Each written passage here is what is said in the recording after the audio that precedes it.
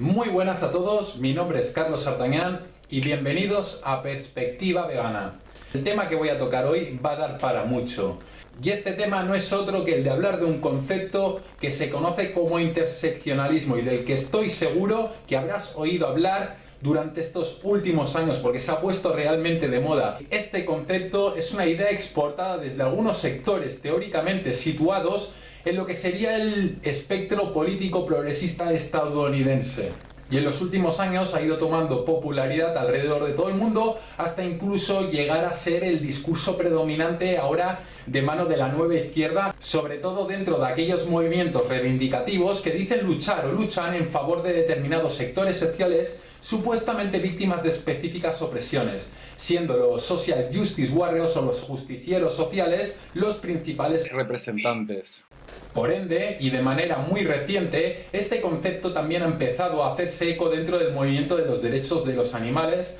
hasta incluso reclamar su propia autoridad dentro del mismo. A lo largo de este vídeo indagaremos, evaluaremos y concluiremos en las razones del por qué considero toda la ideología actual asentada alrededor de este concepto como una lacra para el avance hacia un mundo vegano. Sí, esto es una crítica al interseccionalismo.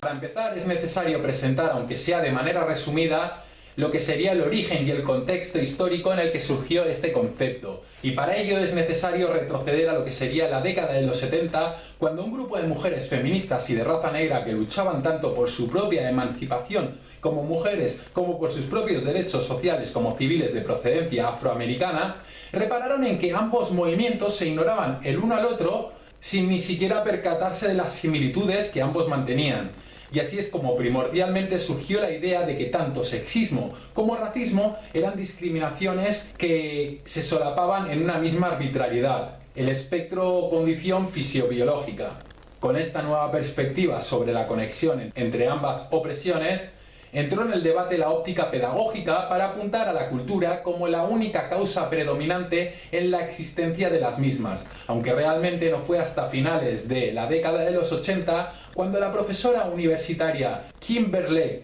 Crenshaw o algo así, activista negra además por los derechos civiles, acuñó el término interseccionalidad para referirse a esta conexión que se daba entre las dos opresiones. Ya en la actualidad el término ha ido evolucionando a un significado mucho más genérico y complejo que hace referencia a una interpretación del mundo, la cual se basa en la existencia de una red de distintas y dependientes opresiones que se interrelacionan entre ellas y se retroalimentan entre sí mismo, dando un lugar a un único y mismo sistema de opresión o de enfrentamientos entre diferentes grupos. Sería algo así como un sistema de enfrentamiento diversificado en distintas ramas según aspectos de raza, de etnia, de sexo, género, orientación sexual, religión, clase social, etcétera, etcétera. Pero todo con una misma esencia, que sería la causalidad sociocultural histórica, o lo que suelen llamar constructo social. Tal y como podemos observar en la siguiente tabla que tenéis en pantalla, inventada y llamada Axis of Oppression o hacha de opresiones por los teóricos de dicha corriente, según ellos solo existen dos polos opuestos entre la gran variedad de relaciones humanas y estos se dividen entre opresores o privilegiados y oprimidos. Como se puede observar en la parte superior del esquema, tenemos los supuestos grupos privilegiados constituidos por aquellas personas con las siguientes características. Por ejemplo, pertenecer al sexo masculino, ser simplemente masculinos según su rol social, de raza blanca, lo que serían caucásicos, europeos, heterosexuales, cognitivamente normales, educacionalmente acreditados, jóvenes, personas atractivas, clase social media alta, anglófonos, que significa personas que su lengua materna es el inglés, piel pálida, no judíos y reproductivamente fértiles. Todos estos serían grupos privilegiados. Mientras que en la parte inferior se encuentran esas personas con características entendidamente opuestas a las justo comentadas. Desde esta nueva teoría proveniente del pensamiento postmodernista contemporáneo, también se indica que el nivel de privilegio o victimización de una persona es la suma o resta de estas distintas características identitarias, situándola en una posición de superioridad o inferioridad respecto al conjunto social. Visto de esta manera, y por poner un ejemplo claro, una mujer negra y homosexual será una persona 3 veces discriminada en la sociedad, por ser mujer, por ser homosexual y por ser negra. Mientras que por el contrario, lo que sería un hombre blanco y heterosexual sería totalmente lo contrario, ¿no? Es decir, sería un claro ejemplo de privilegio social. Obviamente toda esta teoría hace aguas en todos los sentidos, ya que no es lo mismo ser mujer u hombre en Holanda, por ejemplo, que serlo en Arabia Saudí. Tampoco es lo mismo ser negro o blanco en la Sudáfrica del apartheid que serlo en la actual. Y tampoco es lo mismo ser homosexual o heterosexual en España que serlo en Rusia. Y lo mismo ocurre con el resto de rasgos privilegiados y discriminados. Es decir, no es una teoría consecuente a la realidad ontológica y diferencial existente entre la individualidad de los mismos sujetos y la geografía o momento histórico en donde se encuentran.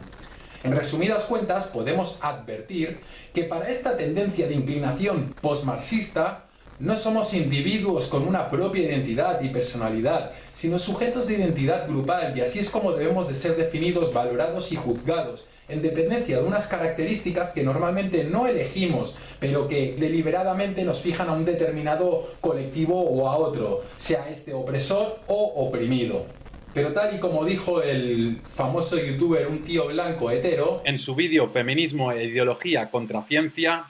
los individuos no se han de juzgar ni deben estar limitados por las medias estadísticas de sus grupos, aunque estas medias estadísticas y estos datos nos puedan ayudar a interpretar y a entender las causas que dan pie a una realidad concreta. La realidad es que hay factores innatos a la vez que hay factores sociales que condicionan nuestras elecciones a lo largo de nuestra vida y nuestra distribución en la escala social. Y no, esto no significa que debamos aceptar una suerte de determinismo biológico, porque como ya hemos dicho, las medias de los grupos no inciden sobre ningún individuo en concreto. Y seguramente el oyente ya se habrá dado cuenta a partir de lo dicho que la teoría interseccionalista es un claro sistema de creencias e ideas irracionales que interpreta la realidad de manera parcial, subjetiva y dualista, proclamando a todo viento que las relaciones humanas se cimientan en una sola causa consecuente de la existencia y relación histórica de agentes opresores con oprimidos. Cabe destacar que esta ideología no solo dicta la teoría de que las diferentes razones de opresión que se aquejan sobre y contra diversos colectivos identitarios están linkeadas, sino que además trata de imponer y estipular todo un código de actuación sobre los activistas, independientemente de la cuestión que denunciemos, tachándose así de alienados, insolidarios o apáticos, entre otros tantos descalificativos, a aquellos que consideramos más factible la opción de enfocar nuestros respectivos esfuerzos de manera particular hacia una lucha en concreto. Y aquí es donde surgen las principales discrepancias clasificadas en lo que yo he considerado 8 puntos esenciales. Primer punto: equiparación de opresiones entre grupos de humanos y no humanos. Para empezar, subrayaríamos el hecho de que el principal problema con la teoría interseccionalista en su aspiración por promover sus postulados ideológicos dentro del movimiento animalista se descubre cuando trivializa constantemente la situación de dominación y opresión absoluta que padecen los animales no humanos respecto a los humanos al tratar de compararla o equipararla al de aquellas que puedan padecer de manera menor e incluso puntual algunos colectivos humanos en determinados lugares y momentos históricos. Utilizando sus propias cartas, la falsedad de este axioma es fácilmente advertible cuando al tratar de adherir la especie como otra variable más dentro de su propia axis of oppression, al menos de manera justa y honesta, nos encontramos que literalmente todos los humanos, independientemente del colectivo al que pertenezcan, ya sean privilegiados o oprimidos, es decir, blancos, heterosexuales, mujeres, homosexuales, etc., todos se tornan inmediatamente opresores, mientras que absolutamente todos los animales no humanos son los oprimidos. Es decir, su esquema dualista de enfrentamiento entre grupos humanos, víctimas y opresores se hace trizas, pues incluyendo en el mismo a los animales no humanos, nos damos cuenta de que todos somos opresores. Y es por esta razón tan simple que hablar de interseccionalidad de lucha se vuelve totalmente absurdo e inadmisible cuando hablamos de veganismo, a no ser claro que queramos discutir cómo diferentes especies de animales son tratados de distintas maneras por diferentes grupos de humanos o conjuntos identitarios según su cultura, creencias, hábitos, tradiciones, gustos, etc., lo cual tampoco tendría mucho sentido. 2. El individuo reducido a condición de cifra en favor de la representación colectiva. Al ignorar la identidad personal, es decir, la personalidad de cada individuo, para valorar su situación particular únicamente bajo la identidad de ese grupo colectivo en el que se le representa, lo que se produce es la trivialización de la individualidad de cada animal humano o no humano, y por ende que estos acaben siendo relevados en nuestros discursos a la mera categoría de número, en favor de representar su opresión solo de manera colectiva o indivisible, lo cual desfavorece a las víctimas. Y aquí me gustaría citar a Jesús G. Maestro, profesor universitario, literario y defensor del materialismo filosófico. Él lo dice de esta manera: la idea de identidad que maneja la posmodernidad es una idea crítica, ideológica y sofista, pero no filosófica. La identidad remite al grupo, al gremio, al colectivo constituido por seres humanos que pierden personalidad en la medida en que adquieren esa identidad gremial. El yo individual se disuelve y desvanece en la medida en que se integra en un nosotros imperativo y programático. Los gremios se definen por una identidad con frecuencia espectacular, exhibicionista y autista que desintegra la personalidad de los individuos que lo integran. 3. Unidireccionalidad en las discriminaciones. Según la lógica interseccionalista, basada únicamente sobre pretextos extraídos de generalidades históricas o mayormente conocidas, se asume que las relaciones de opresores oprimidos existentes entre grupos de humanos son solo unidireccionales, es decir, que solo actúan o han actuado de una dirección a otra, pero nunca al revés. Por poner un ejemplo, según este postulado, solo pueden ser racistas los blancos con los negros u otras razas, aun y cuando existe evidencia de sobras de que el racismo o cualquiera de las otras variables también se han dado históricamente a la inversa, y de hecho siguen dándose a día de hoy.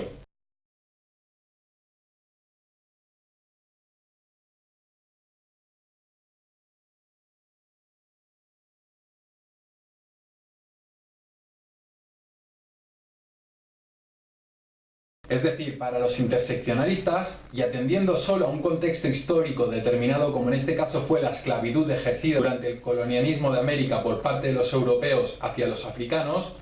sin ni siquiera tener en cuenta un montón más de situaciones en las que también se dio esclavitud, incluso de hombres negros a otros negros, pues lo que eran otras tribus africanas las que vendían los africanos a los europeos, pero de esto no dicen nada, quizás que ni siquiera lo saben, porque lo único que hacen es repetir cosas, pero no saben nada. Pues para ellos el racismo se reduce únicamente a una cuestión de poder del hombre blanco sobre hacia el resto de razas, ya que solo atienden a este contexto histórico. Pero si el racismo se refiriera a un posible odio del hombre blanco hacia el negro, esto no se llamaría racismo, amigos, sino negrofobia. Igualmente, el problema ante tan irrealista y desatinado postulado no es la falsedad del mismo, sino las peligrosas conclusiones que se establecen tras la aceptación de este, pues se acaba negando por completo la posibilidad de que un individuo clasificado en un grupo privilegiado pueda ser discriminado a razón precisamente de la variable que lo posiciona como favorecido, u otras incluso, lo cual crea una situación de indefensión absoluta para sobre estos individuos,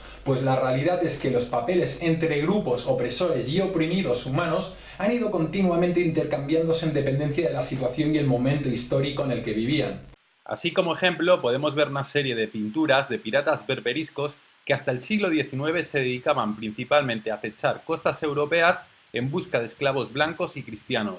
Los hombres solían utilizarse como herramientas de trabajo, mientras que las mujeres se vendían como esclavas sexuales, principalmente en el mercado de esclavos del Imperio Otomano. Curioso que de este tipo de esclavitud ejercida principalmente contra el hombre blanco, de la que se calcula que hubieron incluso mayor número de esclavos que de aquellos africanos exportados a América por parte de los europeos, no se hable nunca, ¿verdad?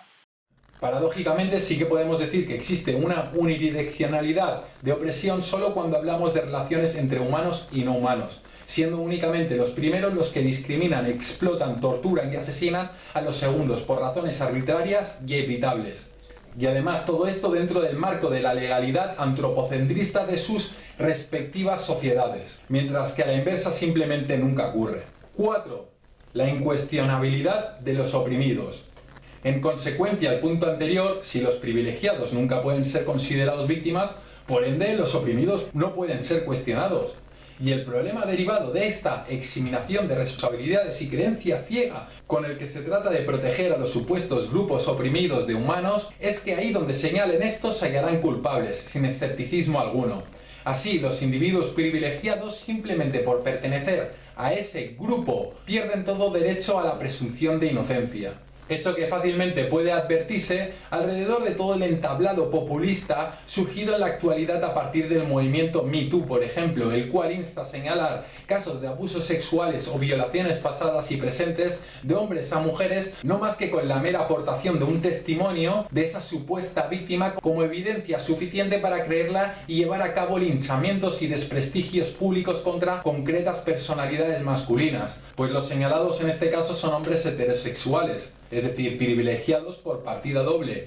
y por lo tanto claros opresores en potencia. Otro ejemplo claro sería el caso español, que desde la entrada en vigor de la ley del 2004, esta llamada Ley Integral contra la Violencia de Género, solo la mera denuncia de una mujer ya se considera suficiente como prueba irrefutable e infalible para levantar un derecho fundamental como es el de la presunción de inocencia de los ciudadanos en cualquier sociedad democrática. Así ahora el acusado, simplemente por ser hombre, grupo opresor, pasa a tratarse como culpable desde el primer momento, aún y cuando ni siquiera han habido pruebas contra él y ni siquiera ha habido juicio alguno.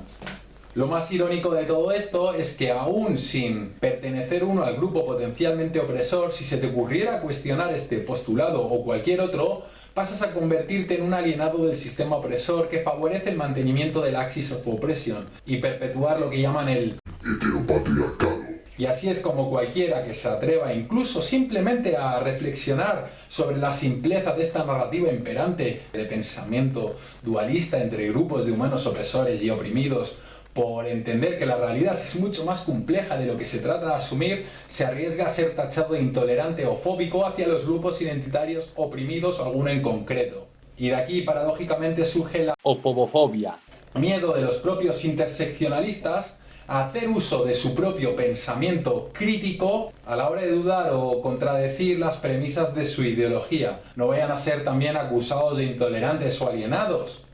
El problema fundamental con esta premisa, una vez introducida dentro del movimiento animalista, es que según los interseccionalistas, si tú no eres parte del grupo identitario oprimido concreto, no tienes derecho a cuestionar sus hábitos, cultura o acciones, pues tú eres un privilegiado que no puedes entender su situación de manera personal.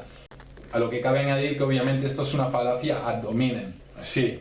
Este conflicto lo podemos observar fácilmente en el caso del pueblo palestino, quienes como pueblo es cierto que están sufriendo desde hace unas décadas el hostigamiento político, religioso, sistemático y continuo por parte del Estado israelí, pero que sin embargo también siguen siendo partícipes de la opresión y explotación que los humanos ejercemos contra los no humanos. Aquí, por ejemplo, podemos ver a un grupo de palestinos tirando un burrito atado, seguramente para sacrificarlo, al que además también han pintado su cuerpo con la bandera de Israel, no con otro motivo que el de burla, e incluso en algunos casos utilizando a los no humanos como instrumental de contraataque hacia los israelíes, como por ejemplo burros bombas.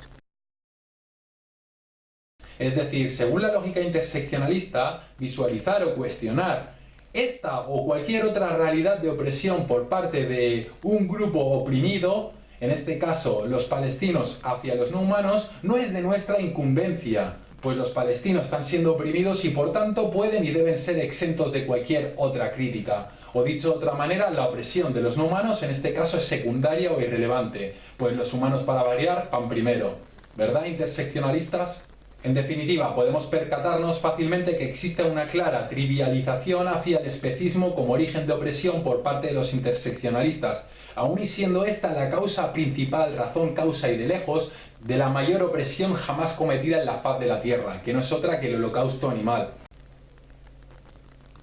Término que, por cierto, como veremos más adelante, tampoco es del agrado de los interseccionalistas. 5. Protagonismo para los ineptos y relegamiento del mérito a los privilegiados. Si en el punto 3 ya habíamos mencionado la posición de indefensión a la que se relega a cualquier individuo clasificado dentro de algún grupo con patrones identitarios privilegiados al negársele la posibilidad de que también pueda ser discriminado, ya sea por otros rasgos o incluso por alguna de esas características que supuestamente hacen del mismo alguien privilegiado, en este quinto punto el sinsentido de la unidireccionalidad se hace todavía más evidente.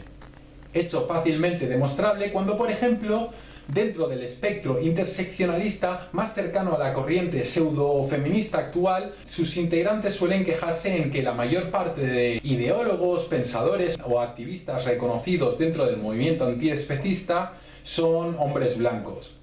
Pues dictan que los no humanos deberían ser representados principalmente por mujeres, ya que la mayor parte de las personas veganas existentes son mujeres. Y si bien esto es cierto, también lo es que la posición de líder no es algo que nos regale alguien o un grupo concreto, sino una posición que debe adquirirse por mérito personal cuando alguien, independientemente de cuáles sean sus características como individuos, como sexo, orientación sexual, raza, nacionalidad, religión, etc., consigue ser productivo en su activismo y por ende obtiene el seguimiento y la admiración de su trabajo por otros, ya sea porque éste dispone del don del habla a la hora de promover el veganismo, porque en su labor teórica llega a reflexiones filosóficas, políticas o científicas necesarias y muy relevadoras sobre la realidad del especismo a la que otros no han conseguido llegar, o porque no duda en jugarse su propia integridad física a la hora de practicar el activismo donde otros no se atreven, entre otras tantas posibilidades.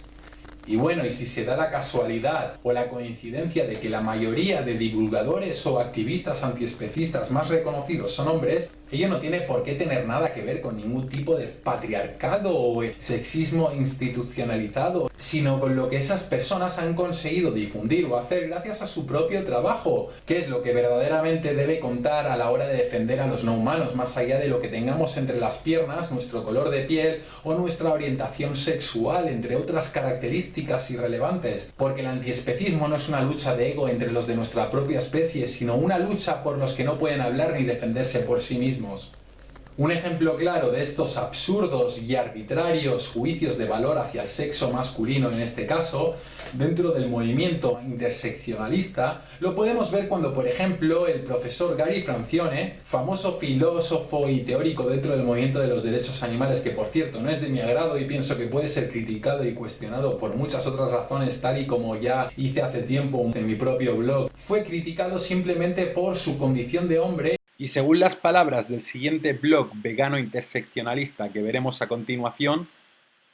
decidir qué mujeres pueden o no hacerse llamar a sí mismas feministas, en referencia a cuando en más de una ocasión él mismo ha hecho eco de la contrariedad que supone decir luchar por los derechos del sexo femenino, mientras que se es partícipe de la explotación de los animales hembra. El fragmento en concreto, traducido al español, sería este.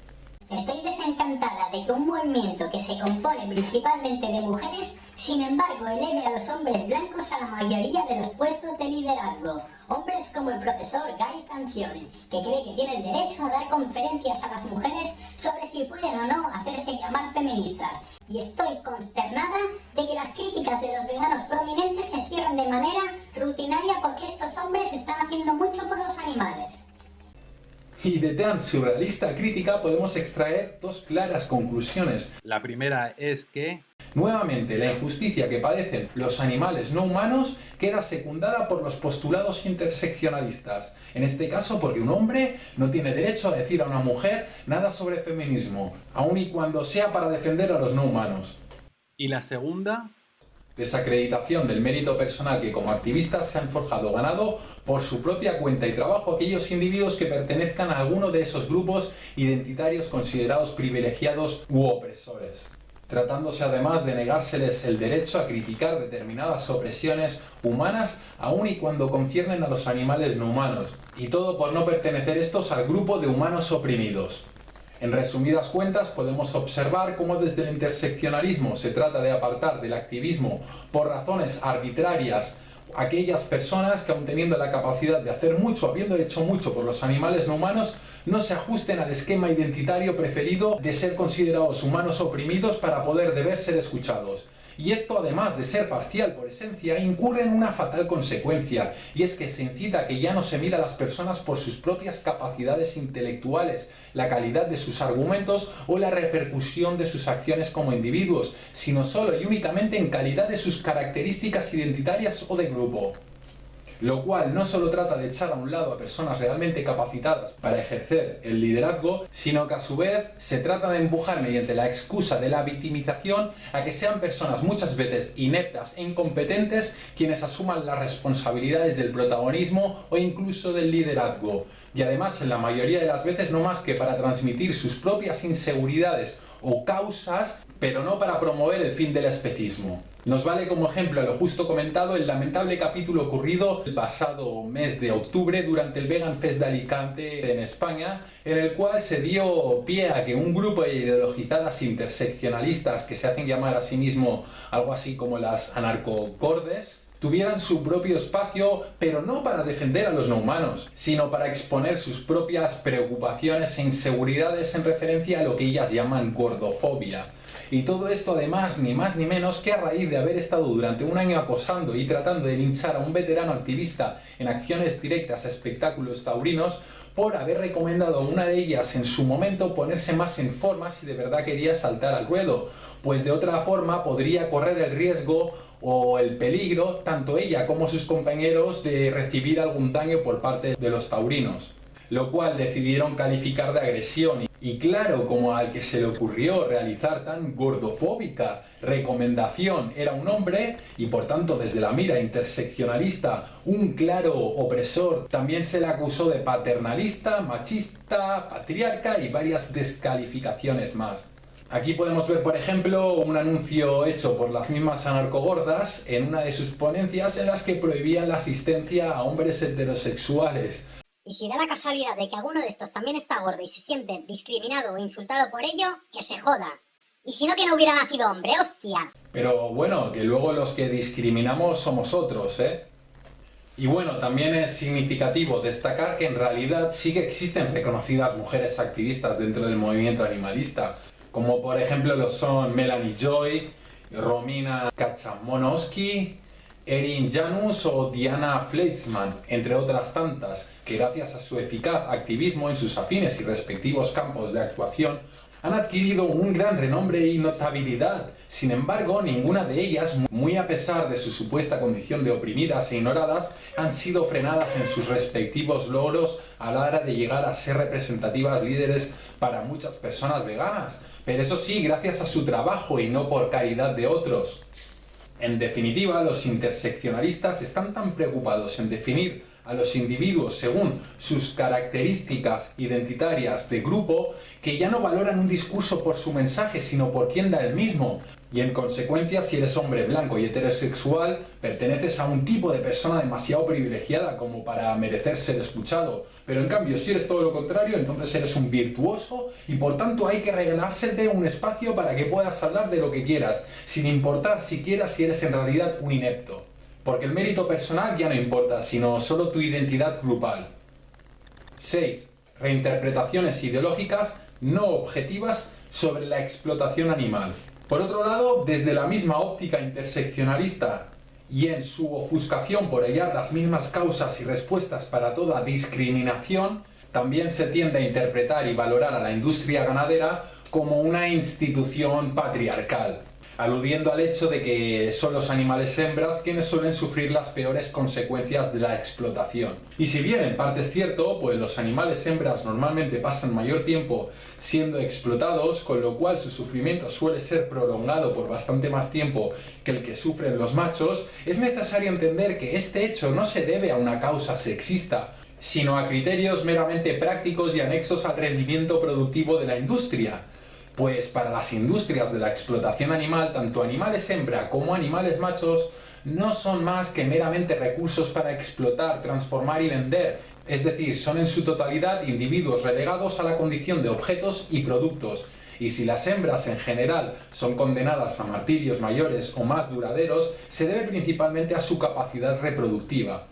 ya que debido a su condición biológica son capaces ya no solo de producir más individuos para ser explotados, asegurándose con ello el mantenimiento del modelo de negocio, sino que también son capaces de generar a lo largo de sus vidas subproductos también muy valiosos económicamente para el mercado, como por ejemplo lo son, en dependencia de su especie, los huevos o los lácteos, cosa que los machos no pueden hacer. Es decir, producen más beneficios que los machos. De hecho, esta realidad podría convenientemente e ideológicamente reinterpretarse de manera inversa si nos enfocamos en apuntar a la escasa valoración que se tienen de los animales machos, quienes en su mayoría son considerados incluso meros productos de segunda categoría para la misma industria. Y así lo podemos ver, por ejemplo, con los pollitos machos en la industria del huevo, que son tirados a una trituradora al poco de nacer, ya que su existencia no se debe a interés de la industria, sino como consecuencia secundaria e irremediable de la producción de huevos. O también, por ejemplo, con los terneros machos de la industria láctea, quienes, por ser de una raza que crece demasiado lentamente para merecer ser engordados, son directamente asesinados a los pocos días de nacer, para al menos así poder ser vendidos como carne tierna.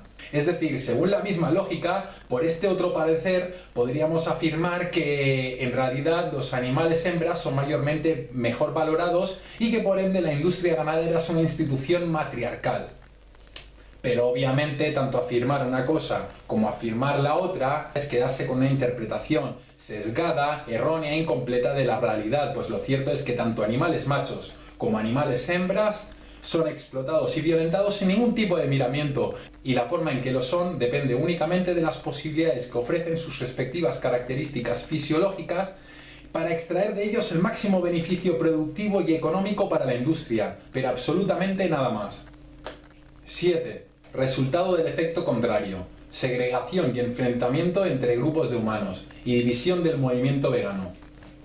Nos referimos al resultado del efecto contrario en referencia a aquellas decisiones que tomamos sesgadamente, en principio para atajar con un problema determinado, pero que al final, a consecuencia de nuestra propia ofuscación, acaban resultando en el efecto opuesto al deseado. Es decir, originar, incrementar o acentuar ese problema con el que en principio queríamos terminar. Desde una perspectiva sociopsicológica ocurre que en no pocas ocasiones, cuando nos sentimos continuamente presionados de manera muy intensa o continua ante un discurso predominante para evaluar una situación en concreto, suele resultar más fácil, factible, adherirse a la interpretación política e ideológica de ese discurso imperante del momento, lo cual suele resultar finalmente en una exageración o tergiversación mayoritariamente aceptada por el grueso social en cuanto a las verdaderas razones de esa situación, ya que a diferencia del individuo, la capacidad de cuestionamiento y autocrítica del grupo es muchísimo más compleja y por tanto dificultosa. Y esto a su vez produce que a nivel individual acabemos sobrevalorando el razonamiento de esa verdad compartida en la que creemos, no aceptando ni siquiera el más mínimo aliento de reflexión sobre el tema. Y así es como se crea un ambiente de histeria social característico por predominar en el mismo el prejuicio, la ofuscación y la negación al diálogo, el caldo de cultivo perfecto para producir segregación social. ¿Os suena? Porque es exactamente lo que ocurre con el discurso interseccionalista, que apuntando única e incuestionablemente a una dialéctica de enfrentamientos entre grupos identitarios con características semejas y opuestas, opresores y oprimidos como causa de todos los males del mundo, acaba provocando lo que denuncia, que en lugar de producirse una unión de individuos con sus respectivas diferencias, los mismos se agremian en función de esas características y acaban adoptando el rol social que se les ha otorgado según el discurso vigente para convertirlo en lo que pareciera ser su propio discurso. Este hecho podemos advertirlo fácilmente cuando, por ejemplo, en Estados Unidos, de la mano de los movimientos interseccionalistas, se ha llegado a calificar al movimiento vegano hegemónico de ser esencialmente blanco, racista y supremacista. Esto por pretextos tan hilarantes como decir que la mayoría de caras veganas conocidas e icónicas son en su mayoría blancas, que la alimentación vegana que promueve el movimiento vegano actual es principalmente capitalista y que por ello se está fomentando e ignorando la continuidad de la explotación de humanos pobres no blancos en su mayoría. Que además este tipo de productos de consumo lujoso son solo accesibles para sectores de la población con suficiente poder adquisitivo, es lo que llaman muchas veces white privilege, privilegio blanco y relegando por tanto la posibilidad de hacerse el veganismo a esos sectores más pobres, nuevamente no blancos, según su parecer, de la sociedad, que no pueden permitirse pagar el importe de estos productos. O que es racista el hecho de hacer comparaciones entre la esclavitud y la explotación de los no humanos, con la que sufrían los afroamericanos o los africanos en los Estados Unidos de América durante los siglos XVII y XVIII, de lo cual hablaremos, por cierto, en otro punto, entre tantas otras sutilezas. Y bueno, así como ejemplos concretos tenemos la fuerte crítica que recibió, por ejemplo, la ciberactivista Emily del canal de YouTube Bite Size Vegan, a la que se le recriminaba el hecho de no mencionar en su canal personal de YouTube nada sobre las opresiones que sufren grupos de humanos concretos, o del trascendental activista Gary Yourofsky, quien fue duramente criticado, insultado y difamado por dejar claro que mientras los humanos sean del color, sexo, religión, orientación sexual o cualquier otra característica que sean, sigan siendo partícipes del holocausto animal, él no se verá cohibido a criticarlos y juzgarlos. Hechos que finalmente le llevaron a retirarse del activismo, cansado de tener que lidiar con un montón de idiotas y perjudicando con ello una vez más a los animales no humanos al perder a un tan significativo activista. Que por cierto, de esto escribí en una entrada al respecto y os dejaré el enlace luego más abajo. En consecuencia, esta sesgada y dañina interpretación de tachar al movimiento vegano de ser exclusivamente blanco y supremacista, ya han surgido de manera paralela nuevas corrientes veganas antihegemónica como el Black Vegans Rock, los veganos negros lo cunden, que justifican su segregación creando una organización exclusivamente de activistas negros que no aceptan a caucásicos u otras razas entre sus miembros, con el fin de que sean las personas negras y no otras quienes den su voz a los animales no humanos. Lo más irónico de todo esto es que con sus proposiciones se llenan la boca con palabras como diversidad, colaboración o unión, mientras que por otro lado practican exactamente lo contrario, muy típico de interseccionalistas. Y he aquí, de la mano de Collectively Free, conocida organización vegana interseccionalista, otro ejemplo de la paranoia que sufren en su ofuscación por tachar al movimiento vegano de supremacista y blanco y crear movimientos veganos paralelos exentos de opresores blancos. Entonces, ¿qué hacemos al respecto? ¿Olvidamos la acción directa? ¿Dejamos que sean los hombres blancos cis quienes guíen el movimiento hacia la liberación animal? Absolutamente no. Por el contrario, la acción directa es extremadamente empoderadora para nosotros, las minorías, precisamente porque estamos en desventaja social. Cuando tomemos la iniciativa y quebrantemos el especismo, también estaremos desafiando a otros sistemas de opresión como el patriarcado, la supremacía blanca, etc. Tenemos que tomar acción directa.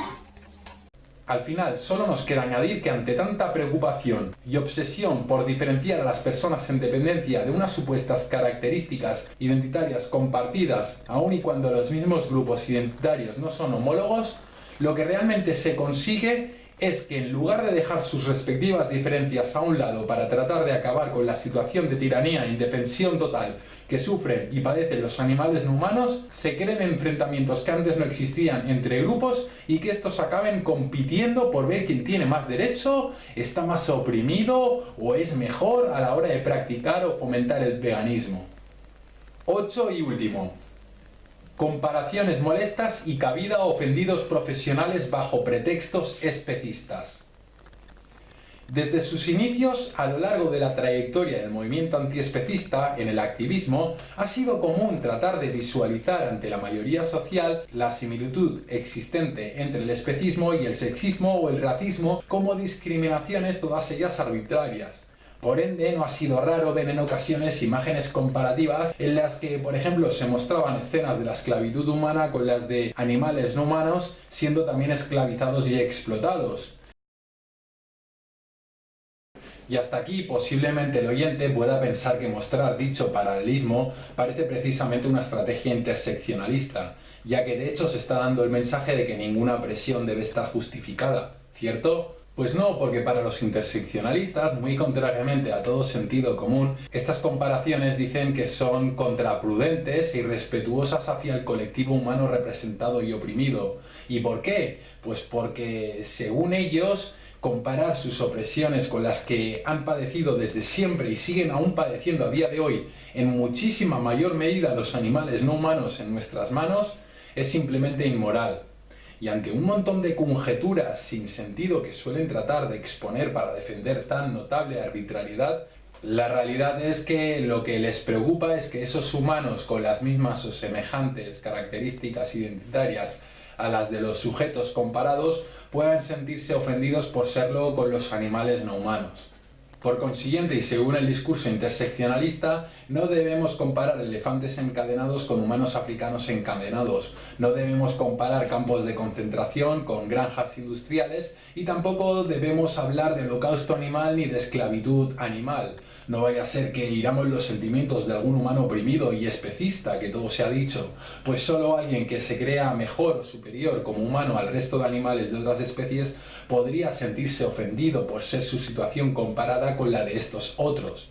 Pero lo realmente singular y paradójico de todo esto es que en muchos casos ni siquiera esas personas que se sitúan bajo el foco de esas comparaciones realmente se sienten molestas con ellas. Y esto podemos advertirlo fácilmente cuando, por ejemplo, en referente a las comparaciones que suelen realizarse entre la explotación animal y el holocausto racial perpetuado por los nazis, han aparecido precisamente diversas voces afectadas por el segundo caso para reivindicar las similitudes existentes entre ambos. Por ejemplo, aquí tenemos las declaraciones de Edgar Kupfer-Kowerowitz, sobreviviente del campo de concentración de Dachau, quien dice: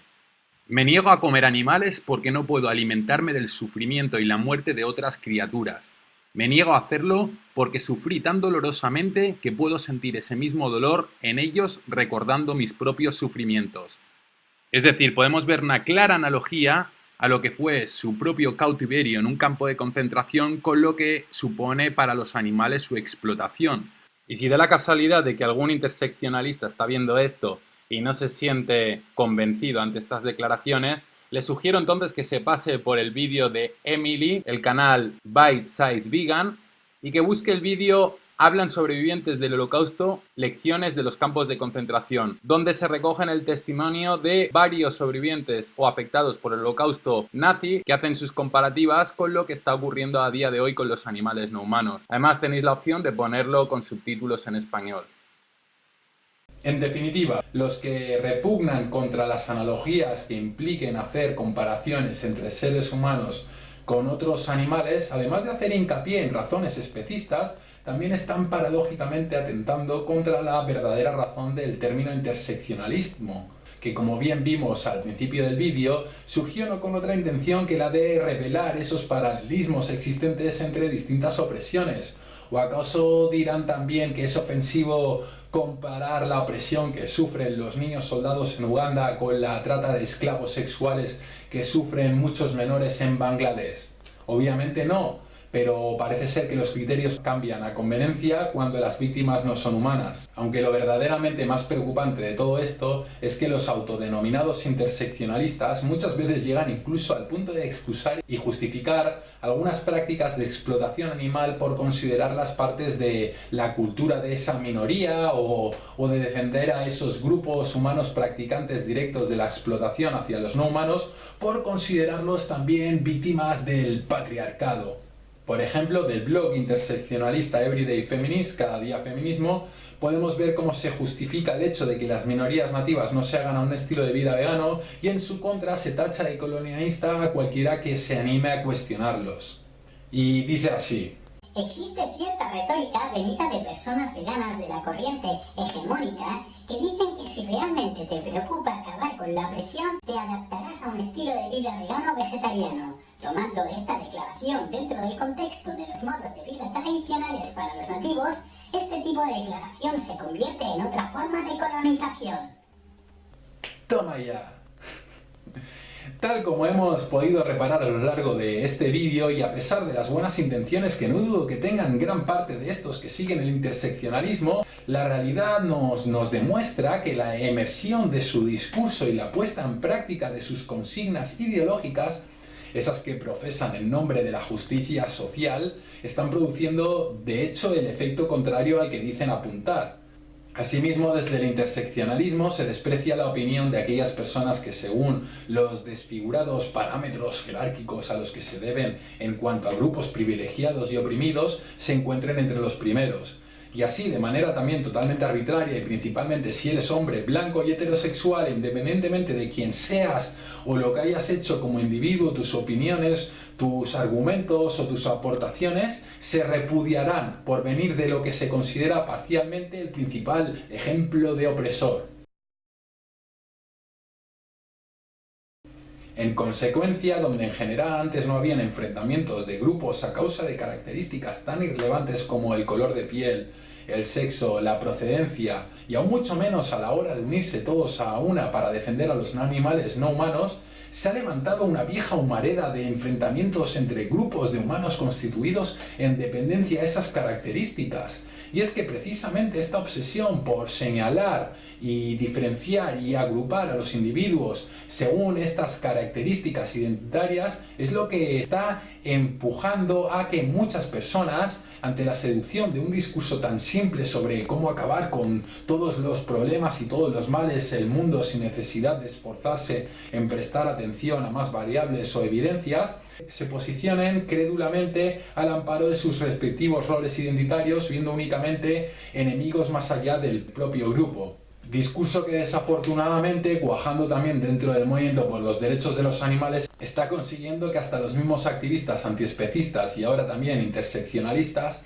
más preocupados en encontrar y señalar sus propias y ajenas características identitarias que en socorrer al único colectivo realmente 100% oprimido y por el cual supuestamente se han unido, estén enfrentándose entre ellos, llegándose incluso al punto de juzgarse más severamente a ese otro vegano por pertenecer, según el discurso interseccionalista, a un grupo opresor que al propio especista, cuando el primero no elige esas características, mientras que el segundo sí elige oprimir mediante su demanda y consumo. Pero es que además el discurso interseccionalista es tan superficial que estos no acaban de darse cuenta que la más grande de las diferencias a la hora de hacer el bien o hacer el mal no depende de esos rasgos visibles o fácilmente perceptibles como son nuestro color de piel, sexo, orientación sexual, sino de nuestra propia psicología como individuos, y que precisamente de gente sin empatía, es decir, con gran disposición para hacer el mal, la hay por todas partes, la hay de todas las identidades, raza, nacionalidad, sexo, orientación,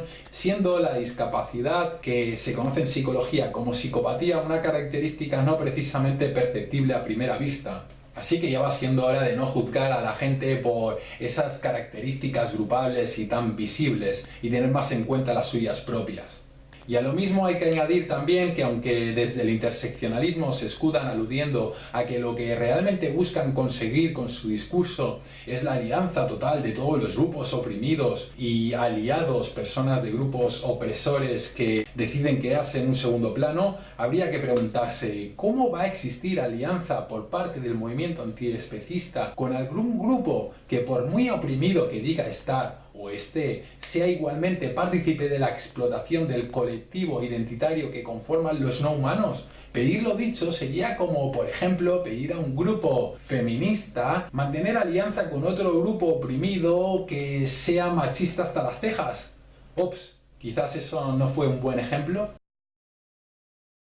Además, resulta insultante que mientras se nos pide al movimiento animalista que también denunciemos y hagamos visibles esas otras opresiones ejercidas contra grupos de humanos oprimidos durante nuestro activismo, nunca veamos feministas o antifascistas, por ejemplo, hacer lo mismo con los no humanos. Pues la realidad es que por lo general los derechos animales no son ni siquiera mencionados en ningún otro movimiento de esos que se hacen llamar de justicia social. Por tanto, a quien corresponde promover el interseccionalismo no es precisamente al movimiento antiespecista, quienes ya somos una gran minoría respecto al resto de la sociedad, como para andar ahora invirtiendo nuestro tiempo también en otros asuntos y causas, sino a aquellos que siendo antiespecistas, además, pertenezcan también a alguno de esos grupos de humanos oprimidos. Pues entonces el deber sí concierne a estos en tratar de hacer entender a los suyos que es contradictorio criticar su propia opresión mientras que ellos mismos son partícipes de la opresión sobre terceros, en este caso no humanos.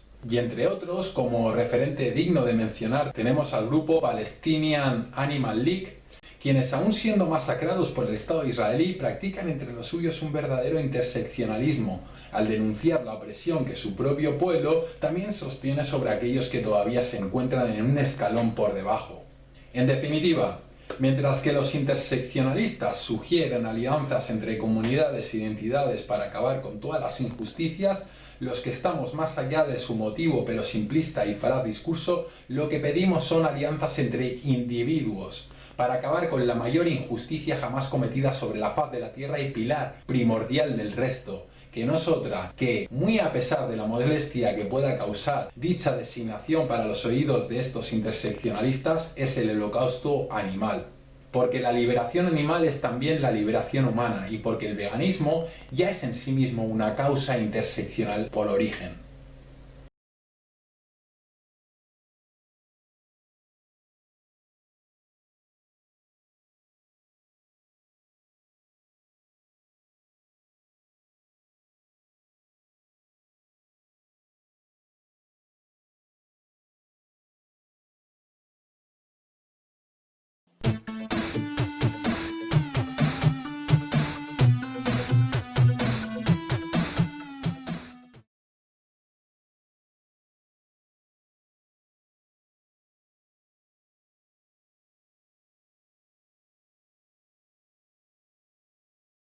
Si te gustó y no lo has hecho todavía, no olvides suscribirte y sobre todo darle a la campanita para que te notifique cada vez que suba un vídeo. Gracias.